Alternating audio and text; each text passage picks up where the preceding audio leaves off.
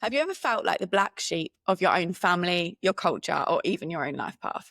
Like you were born to break the rules, but spent years trying to fit into boxes that were never built for you, also known as societal norms? Well, today's guest gets it, and so do I. And not only has she walked that same path, she's now helping other people forge their own path as well. And I'm so excited to introduce you to Dalia, who is a life and mindset coach who empowers fellow black sheep to step into their courage and start living a life they actually want to live, one that feels just as good on the inside as it looks on the outside. Dalia has a master's in psychology and organizational behavior and development. She blends deep academic insights with real life experience because her own story is one of defying expectations, breaking cultural norms, and choosing truth over tradition. And when she's not coaching, you're probably going to find her throwing punches in a Muay Thai class, meditating in an ice bath, or deep into self-development books on a sun beach in Thailand, where she now calls home. That's where I met Dalia, and this is a great episode for every woman who's ever felt like she didn't belong. She felt like a black sheep, and she's finally ready to stop hiding and start living. So let's dive into this episode. So welcome, Dalia. We are here in Thailand in my house, and I'm super excited to have you. Thank you. I'm super excited for this as well. I love doing this in person, but it is weird. We're just like sat on my sofa. So tell me a little bit more about you. Tell me about your journey and where you kind of got to where you are today. I essentially help the black sheep to really have the courage to live without regrets, because actually what I essentially do is help the black sheep to evolve into what I call the pink sheep, because I really think that all of us have that unique voice inside of us, the path that we're supposed to take. And I actually think that a lot of people go according to a path or choose a path that they think they should be doing, and they don't stop and ask themselves, what is it that I actually truly want from life? So one of the things that I'm really passionate about is really helping people to uncover and to get clear on what they truly want, and to have the courage to go after that. And to, because I really do believe that when you do go after that, you have that unique light and your gifts to share with the world, and you get to benefit and everyone else gets to benefit from that as well. I completely agree. I couldn't agree more. Like, it basically took the words out of my mouth. So tell me a little bit about like how you've gone from being the black sheep and then overcome into being the pink sheep.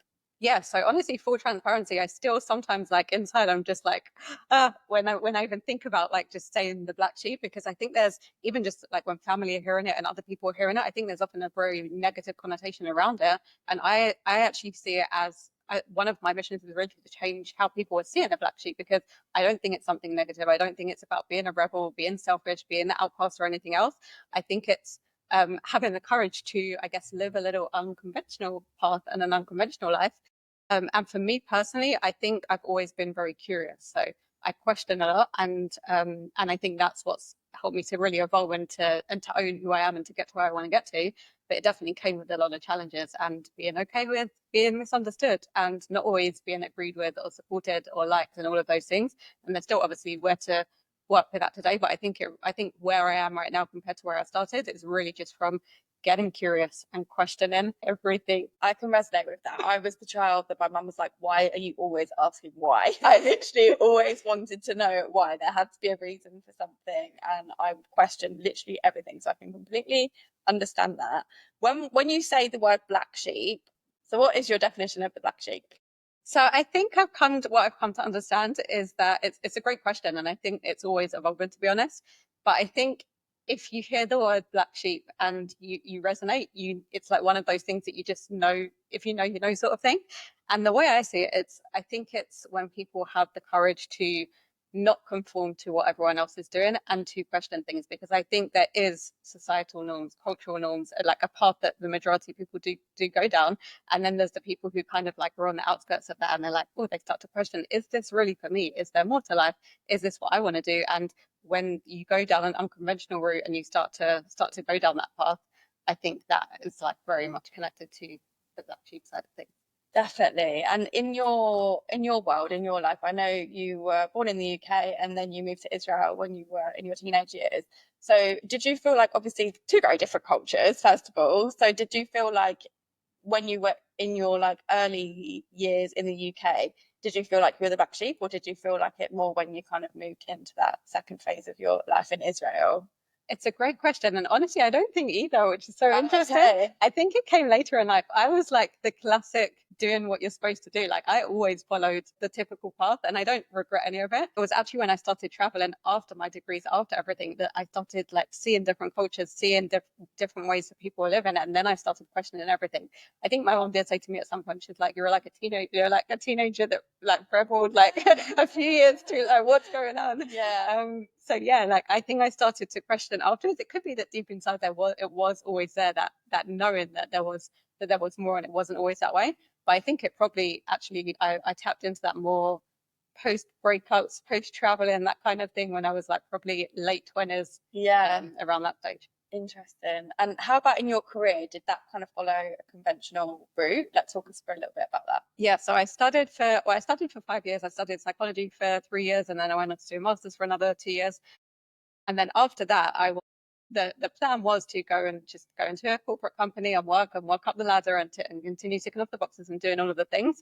And then I took like 4 months out, and I'd done like a post master's trip for 4 months, and I was supposed to go back and I never went back, and here I am today. And that was what, 6-7 years ago at this point. So yeah, honestly, at that point, I started, I think in Australia or New Zealand, I can't remember which one. And then I had a few months left towards the end of the trip, and it was always my dream to go to India. And I didn't go for like, I was traveling a lot before that. I was always like traveling, working, saving, traveling, being broke, coming back, kind of in that loop. So I always wanted to go to India, and I didn't go there for like a good 3-4 years at the time before that I went traveling, because everyone was just like, it's not safe. You can't go alone as a solo female traveler. And I believed it and I bought into it and I didn't question it. So I just didn't go. And then I got to the point at this specific trip that I was traveling, and I had a couple of months and I was like, something was calling me to go to India. So I literally just said to myself, I was like, I'm going to apply for a visa, and if it gets approved, I'm going. And I did. Everyone thought I was crazy, and I thought I was crazy to some extent. I was like, oh my God, am I really doing this? But I knew deep down it was the right thing to do. And I think that trip got me questioning everything, because I'm not saying things don't happen everywhere in the world and you don't need to have your wits about you and like you've got to not be naive. But at the same time, I started to question. And one of the biggest things that I realized is that everyone who told me not to go or that it wasn't safe, it was because they genuinely cared, but they'd never actually ever been there. So then it started making me question, like, whose opinions am I really listening to? And am I listening to the opinions of everyone who does genuinely care and wants the best, or people who are actually going after the things that I want and going after the life that I truly desire as well? And I think everything started to really evolve from that place. And until today, I'm very mindful around like, whose opinions am I listening to? Yeah, I think you have to be, because ultimately, if someone hasn't experienced the thing that they're trying to give you advice on to do, how on earth are they coming from a place of actually knowing the outcome? And second thing is, even when you do listen to someone's advice that has been through it, it's a biased opinion based on their own personal experience, which could have been negative or bad. Like if you ask me about certain locations in the world, for example, I'm going to be like, oh, it was crap, didn't like it. But then there's going to be other places where I'm like, it was amazing, best place I've ever been. But you might have a very different experience. So I think that going back to what your description of that black sheep thing is, my perception of that would be like the person that is brave enough to go and live their own experiences and get their own opinions and thoughts on something, rather than absorb everybody else's thoughts and opinions, because it is a really brave thing to go against the grain. If 90% of the people are telling you to go right, for example, right, and you're like, I'm going to go left, it's actually, you're venturing on a path of the unknown, and that can be really terrifying for a lot of people. I personally have always been going left, honestly. Like, I'm with you. Most of my life I've been going left, and I think for a while tried to go right. Never, even when I was at school, I didn't. I had friends, obviously, but like I always knew that they weren't really like my people. And if you asked anyone from school, they'd probably say that I was very shy. But in hindsight, it's because I had nothing in common with these people, because I was always going to go left and they were always going to go right. And don't get me wrong, there's a few people that I could maybe resonate with in some way, but actually all of my like closest friendships have been the people that are rebelling a little bit against like the system, or like are the ones that are going the path unknown. And I think that's because we all have something in common, in the sense of we've all taken that first step to move away from what society has told us is normal: have the baby, have the house, work the job for 20 years. Like that to me, I was always like, that is boring. Like, I do not want that for myself. There's been a few instances over the past few years where I've found myself in situations back in like the conventional life. If I go home for a few months, for example, I went home last year and I found myself in a few situations and I was like, I don't want this for myself. Like, I'm so happy I've chosen this route to go and do the things that I have done. And I think, well done for like stepping against the grain and what everybody else has told you to do, because that lifestyle isn't for everybody. And I think it needs more people like you, like me, to speak up and be like, well, actually, it's okay to go against what everybody else is saying to do. And it doesn't have to be scary. It doesn't have to be hard. You can make it whatever you want to be. But a lot of people will never go and experience those things, even if they might have like an underlying knowing. Okay, so when was the first time that you kind of stepped outside of societal norms and did something in the world of being a black sheep? It's so funny because I don't even see it as a black sheep thing now, but I think the first time I probably went solo traveling, which for me is just like such a normal thing to do right now. But then sometimes I speak to people who are on a very different path and they're like, you're so brave. Like, how you have the courage to do that. And I still remember at the time, like the first time I ever solo traveled, it was actually after a breakup. And I was like, I just had this thing that I needed to get away. I wanted to travel. There wasn't anyone else that wanted to go. And I was like, I'm not hanging around. Like I'm doing my thing. I'm going traveling. And it was only 3 weeks. And I went to Thailand and it was by myself. And I still remember sitting on the plane and it took off and I was like, what the fuck am I doing? And it was funny because I caught the travel bug very quickly. How, if you like to travel, you know, and it was actually here. And now 10 years later, I'm living on the island where I caught the travel bug. So love that. I resonate with that deeply. I started traveling when I was 21 and never really stopped. I think once you start, you don't stop. And same for me. Like, obviously, when you first go on like a solo travel trip as a woman, you're terrified of that. But I really do believe if you can travel on your own, you can do anything. Honestly, you can do anything, because there's a lot of like logistics that go into traveling on your own. There's a lot of like mental things that go into traveling on your own, emotional things. And where was that first trip? That first trip was to Thailand. The first trip was to Thailand, and I booked everything to a T, like literally all internal flights, all hotels, all everything. And that was the first and last time I ever done that. Like, if you're traveling for the first time, don't do that. You might do, but you'll learn quickly. It's never going to work. You want more flexible plans. Yeah, and also you just never, like, especially when you're solo, you never know who you're going to meet along the way. It's so funny because people, I think one of the biggest questions that people always ask me were like, do you not get lonely? And I'm like, honestly, it's the best thing in the world, because you're never alone unless you choose to. If you choose to be alone, you have the freedom and the opportunity to do that, but you're always around people. And I actually think you put yourself out there so much more. And especially as someone who is more introverted, I think that was like one of the biggest things that I gained from traveling, to literally push myself outside my comfort zone and be okay with literally going up to people and talking to people and putting myself out there and eating. I used to hate eating alone in restaurants. It was like my pet hate, and I never used to do it. I used to literally sometimes just get takeaways and stuff and sit in the room because I hated being outside, and I was always like, what are people going to think of me? And I'm like sitting by myself and all of these things, and now I genuinely enjoy it. Like, I go to cafes here all the time and just sit, and I'm like, it's my time to speak and sit and chill. No, I feel you. I used to be terrified of eating and sitting on my own. I used to be thinking, well, why are they all gonna? They're all gonna think, everybody else in the coffee shop or the restaurant is gonna think that I have no friends because I'm just sat here by myself. But actually, I think it's one of the most empowering things that you can do, is to sit in a restaurant, order food, and be okay with your own company for an hour whilst you eat dinner. 100%. I think that that's something that everybody should try and go and do at least once in their life. So at what point did you decide that you were going to use your personal experiences and then help guide other people to becoming the pink sheep? It was a mix of a few things, to be honest. I always knew I wanted to help people, and I was very interested in going down like the psychology, like mindset side of things as well. That's what I always studied, and I was always just interested in that side of things. And it came from a few things. It came from the desire to know that there's something different and to help more other people out there, just to know that if there's something inside them that's telling them that it's something different, they can go after that. And I think the more I started just literally helping out friends or people that I met along the way, I was like, I can really help. Like, I can make a big impact and literally help people to transform their lives. Like, why am I not doing this?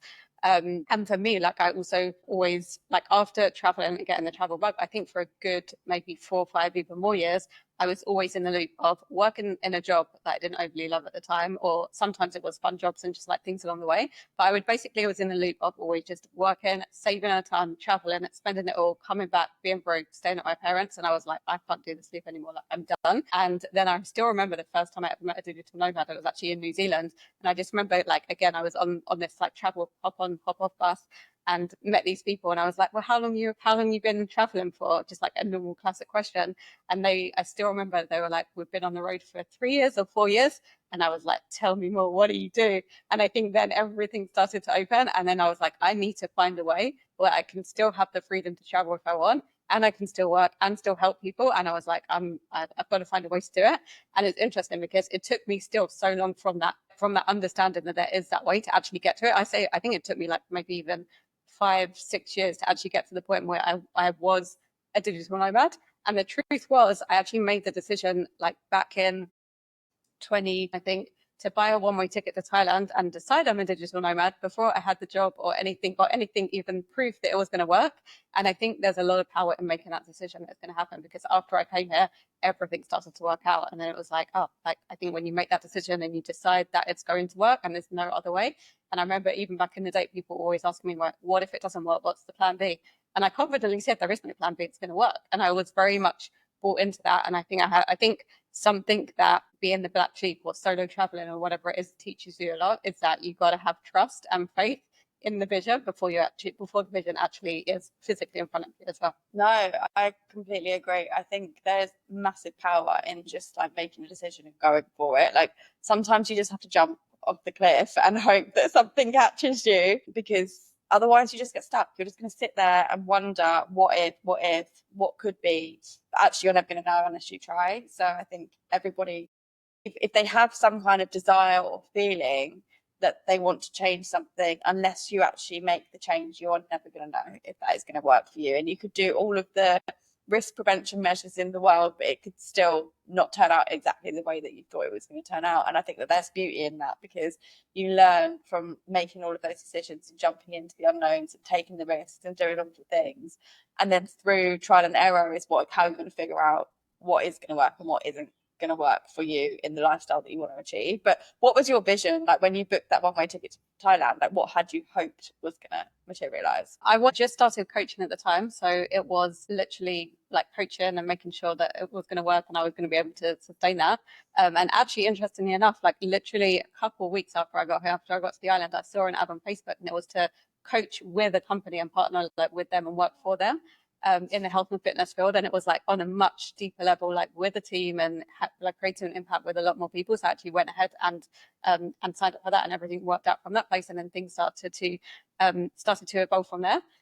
So yeah, everything works out sometimes in ways better than you can ever imagine. And I think something that I often work with clients all the time is getting them to shift the mindset. Like our minds are so great at going to the negative, or what if it doesn't work, and all the bad things that could happen and all the risks, like you said. But I think sometimes when you just actually ask the question, but what if it works? And what if this is the best thing ever? And you allow your mind to go there, and also just to go, like something I've started doing in my life as well is to go, what is the cost of staying in the same place where I am right now? Like, what is that going to cost me 6 months, in 5 months, in 5 years, in 10 years, and like going from that place? And not even just cost, like obviously literally to the point of financial, but like mentally, emotionally, like how's that going to impact all areas of my life if I don't do that thing that your heart is like really calling you to do? And I think when you're more scared of like staying stuck in the same place versus the potential risk of going after something, I think that's when things start to shift, when you really make that decision of like, I'm going for this and I trust that things are going to work out. Definitely. And I do believe that like there is so much mindset work that goes into like trusting the process, if you like. And it's not just about trusting. You obviously have to take the action and do all of the things. Mindset plays a big part in that. And actually in all of the things that I do now, I won't start teaching somebody how to start an online business, for example, or mentoring them through the process until they've put some work into uncovering the mindset blocks. Because I know full well, particularly if you want to go into entrepreneurship, you're getting so far until you've done that mindset work, and then you are going to face hurdles. And if you haven't done the mindset work, you're going to go 10 steps backwards or like completely quit altogether. I think saw that in your notes that you gave me, you mentioned that entrepreneurship is the personal development course that no one signed up for. Like, talk me through that. Obviously, you've been on your own entrepreneurial journey. You've been through your own mindset battles. Tell me how you kind of overcame some of those. Okay, so there's a few things I will say. I think I've been through a lot, and the truth is I still am, because and I'm always very transparent about that, because I think from the outside, entrepreneurship can look like the most amazing, freeing thing. And don't get me wrong, I think it's a very liberating journey and it's very fulfilling. And there's so much growth, like beyond I can even express right now. But there's also like when you're building something, and when you're building something that doesn't yet exist, and when you're doing something that most people aren't doing, you're literally confronted with all of your biggest fears, all of the beliefs that you didn't know that you had, so much doubt, like so much.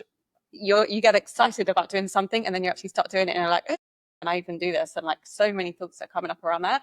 I think the biggest things that have helped me that I will like I wholeheartedly stand by is mentorship and coaching. Like I will not be without a coach if I'm building something.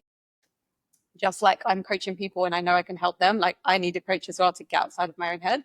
I think that's definitely been a big thing. And also just being really intentional with who I'm surrounding myself with and by. And I think something I personally love to do is to surround myself with people who are further along on the journey and who are like-minded and going after big things as well, because you get to learn so much from them. And I think it's so interesting because I think in society in general, there's often a lot of, I don't know if you can relate to it, but there's often like, especially around women, there's a lot of jealousy around like, if you have this, it's kind of taken away from me, and kind of scarcity mindset. And I love being around people who are further along and who have things that I want to achieve, because I'm like, I get to learn from them. I get to be inspired by what's possible. So I think a lot can really shift when you are intentionally putting yourself in rooms, whether it's physically or virtually, with the right people. And mentorship and coaching that just allows you to literally get outside of your own brain and take action and work on that mindset, like you said as well. Oh, you have to surround yourself with people that are further on in the journey, or if you're not surrounding yourself with them, you have to have people that are going to expand you, whether from a distance or close to you. Because if you can't see something to be possible for yourself, you're never going to know that it could be. So I think you have to either surround yourself or like start following people on social media that have already got what you want, or find people, I don't know, friends of friends, whatever, like that have the thing that you want already, or a variation of it, so that you can say, oh, well, actually it is possible because they did it. So that means that there's no reason why I can't do that as well.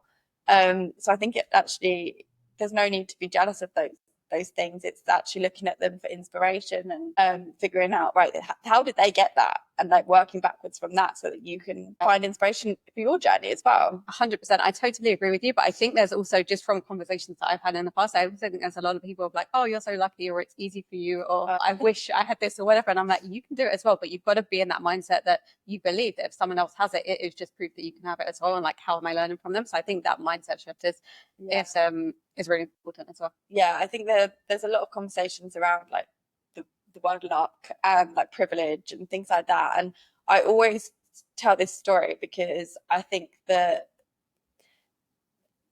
people could look at me and be like, oh, she's come from a white privileged background, she's lived close to London, she had all of these opportunities. And I'm like, absolutely, I will hold my hand up and say I had all of these opportunities. I had people supporting me. I've never had any financial support given to me or anything like that, but I had opportunities that I took and have got me to be able to live nomadically and be an entrepreneur. Great. But I can also say that I've met people through this like nomad journey. I met a girl from India who came from like this tiny little village. She grew up with not a penny to her name. Her family didn't even send her to school. But there was apparently this, from the conversation that I had with her, this guy that came into her town and started educating all the kids. And he was like a lawyer or something in finance. I can't remember exactly. But she was expanded by him. She had inspiration. She realized that there was a world possible for her outside of the norms that she had grown up around. And she did everything that she possibly could to get herself a scholarship at university in the US and make herself smart enough to qualify for this scholarship so that she could have a completely different life to the one that she potentially was going to be destined for if she stayed in that town. And she did everything. And I met her as she was living in Bali. At that time, she'd had like 3 degrees or something crazy. Like I haven't even got 1 degree. She had like 3 degrees. She spoke perfect English. She had worked her way up in this like financial career.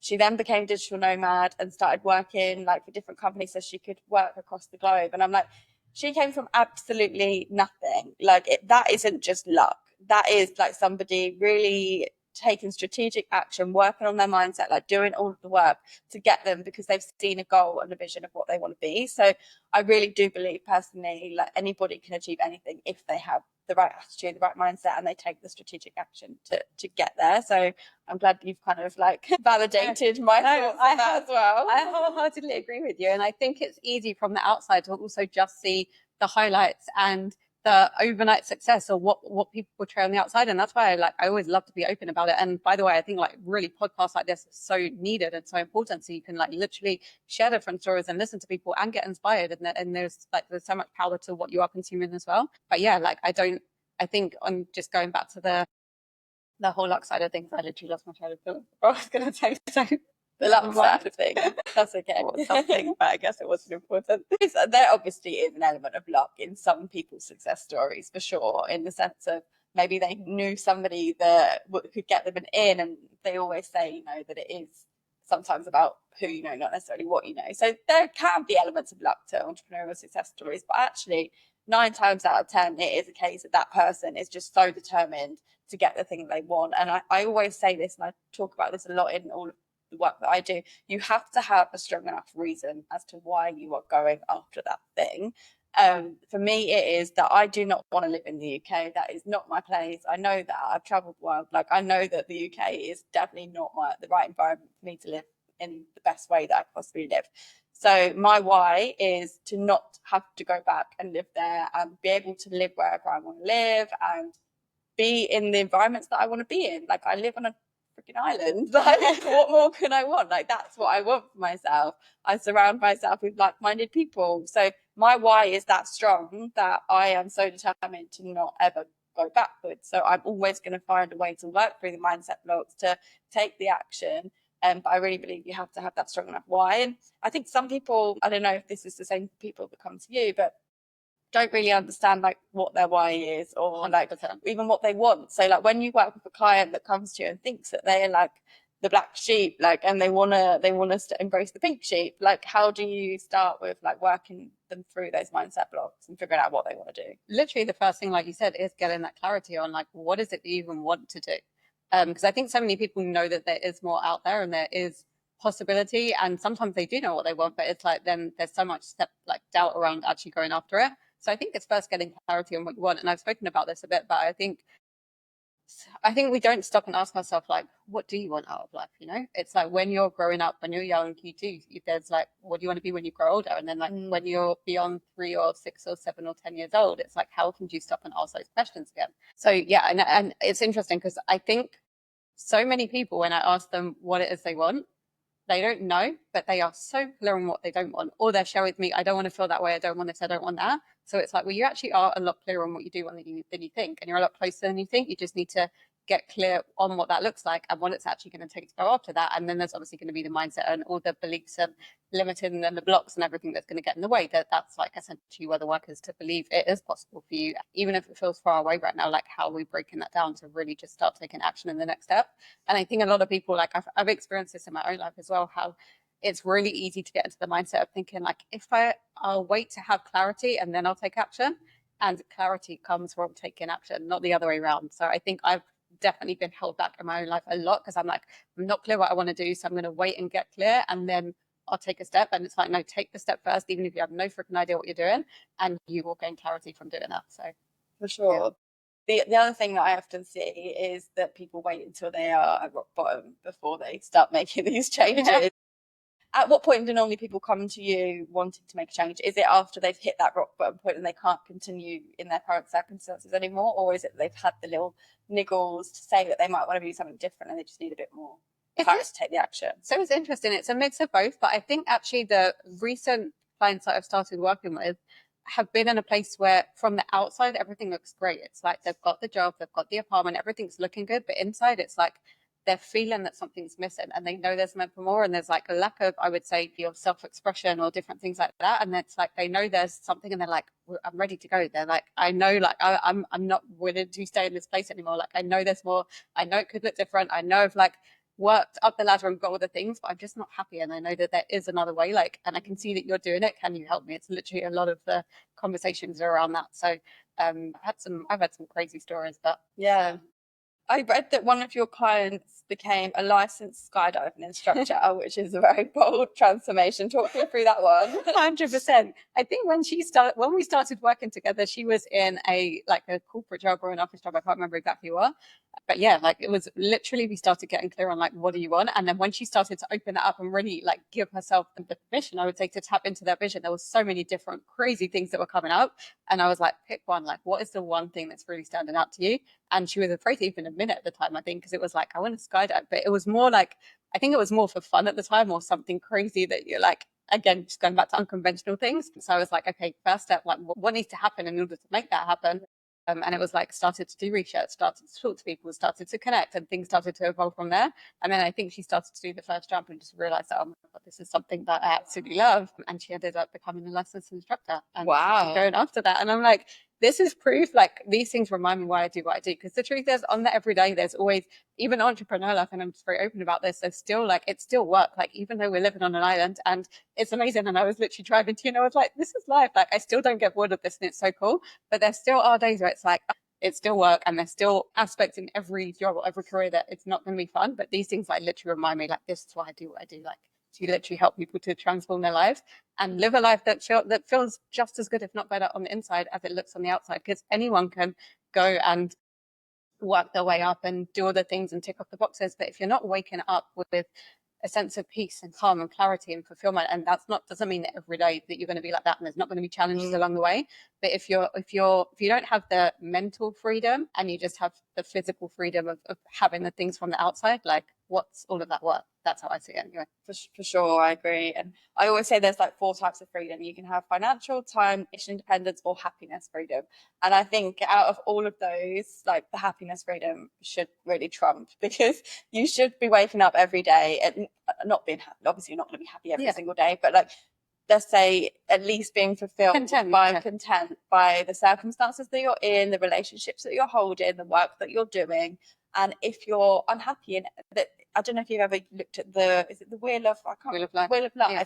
And it's got all of the different factors. It's like relationships, career, health, spirituality, education. I work with all of those things.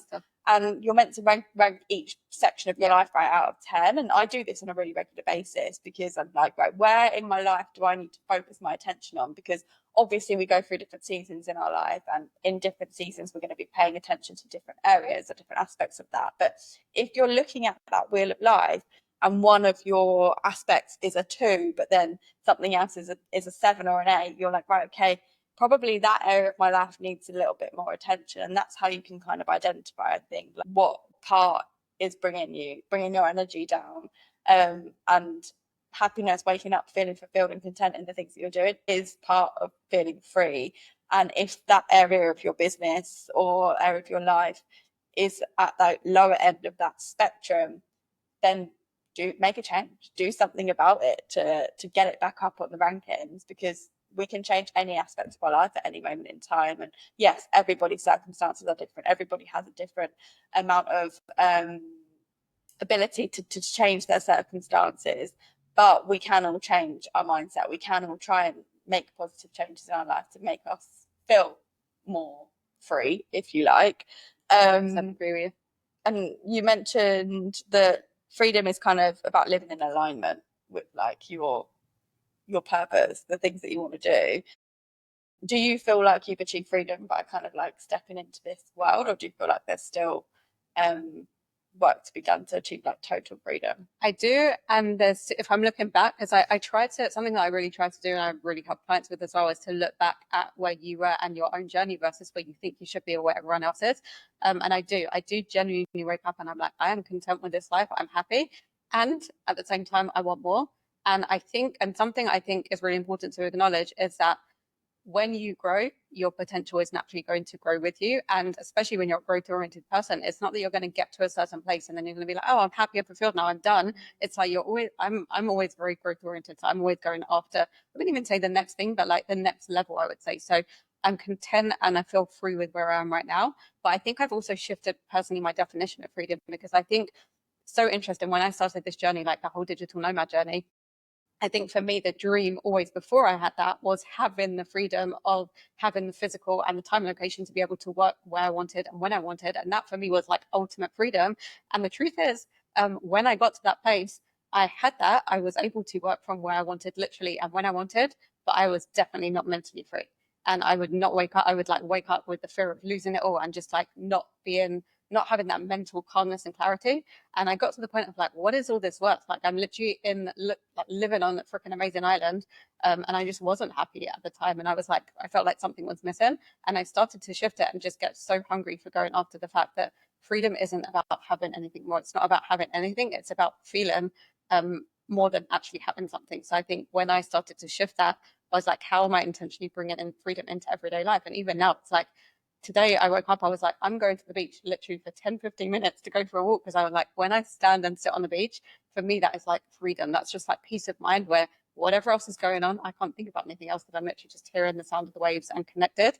That for me is freedom, like those moments in the day where it's just being present, being connected, being tapped in, really being in alignment. And I think that's why one of the reasons why I'm so passionate about helping people to go after that path, because when you are going after the path that you're meant to and not what everyone else is doing and what you think you should be doing, you are in alignment. And that in itself brings that feeling of freedom, which I think is priceless, more than having what you think might bring you freedom, you know? No, I completely agree. Like you can't, they always say, oh, you're traveling to escape something. Let me tell you, you cannot escape your mind. You are going to wake up feeling the same regardless, even if you like have a moment of bliss because you're in a new location. Yeah, maybe, but wears off eventually, and you do have to do the work to feel mentally free. It's not just something that's going to happen. So I couldn't agree with you. Couldn't agree with you more in that sense. So someone that is wanting to change something about their life and step into their true authenticity, their version of freedom, like what would your kind of first bit of advice be to get that ball rolling? I would say, first of all, I would be mindful of, before you even take the first big crazy step, and you can always, do that. There's always steps to take. But I would say, first of all, be intentional of what you're consuming, what you're putting into your mind, who you're listening to, who you're speaking to. And it can literally start with as simple as looking over your social media and doing a little detox and removing people that are a little bit more toxic. And it could be we literally subscribing to podcasts like this and intentionally every single day listening to something that is going to fill your mind with positive things. And I think, yeah, just being intentional with what you're consuming, who you're listening to, and intentionally surrounding yourself with more like-minded people who already have or are going after the things that you want, I think is so, so powerful to literally take you leaps so much quicker. And it's not, like I always say, it's never about disconnecting from everyone already in your life that isn't going after that. It's about adding to your life and intentionally surrounding yourself with more people. So I would say, like, first step, I'm always like, who can you look up to? Who can you get inspired by? Who can you learn from? Start with that, and doors will start to really open from that place. Yeah, I completely agree. It really is about like who they say you're like the average of the 5 people you spend the most time with, right? So if you're, not to say that you should cut, like you say, anybody out of your life, but if you're spending time with people that don't have the same ambitions as you, that don't have the same values as you, it's going to be very hard for you to get to where you want to be. But if you can surround yourself primarily with those people that do feel more in alignment with you, you're almost being catapulted into the direction that you're wanting to go in. So I think that there's so much power in surrounding yourself with the right people. So that is brilliant advice. And yeah, tell us a little bit more about how you work with people and how what your clients generally come to you with. So yeah, I'm doing more one-on-one at the moment, which I'm definitely down the line in, again, holding the vision before it's a vision, which is interesting, because actually I had a talk around this with my coach yesterday.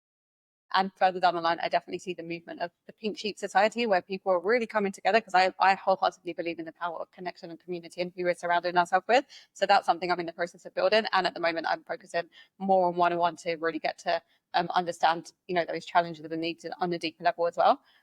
So the things that people often come to me with is that they want to express themselves more. They want to share who they are with the world. They want to share their voice, but they're afraid what are people going to think. They want to shift sometimes, like big things in their life, like their career or things that they're actually doing. They want to travel and they're like, I'm freaking scared to do that. Like, how do I even get started with that? But I think a lot of it is more just tapped back into, again, to like the authenticity side of like, I want to express myself to the world and I want to share who I am. I want to share more of myself, whether it's on social media, whether it's in relationships, and that impacts so many things. So that's like a big a big thing that a lot of people are coming up with at the moment. Amazing. Well, anyone that does want to go through that transformation, how can they find you and connect with you? So the best place is actually on my email, because I'm connecting like very openly there every week as well. So I'll share that with you. I'll share that with you in the links, and yeah, that will definitely be amazing. Well, thank you so much for joining me today. It's been so good to have you. Thank you. And surrounding ourselves with like-minded people. Yes. Amen.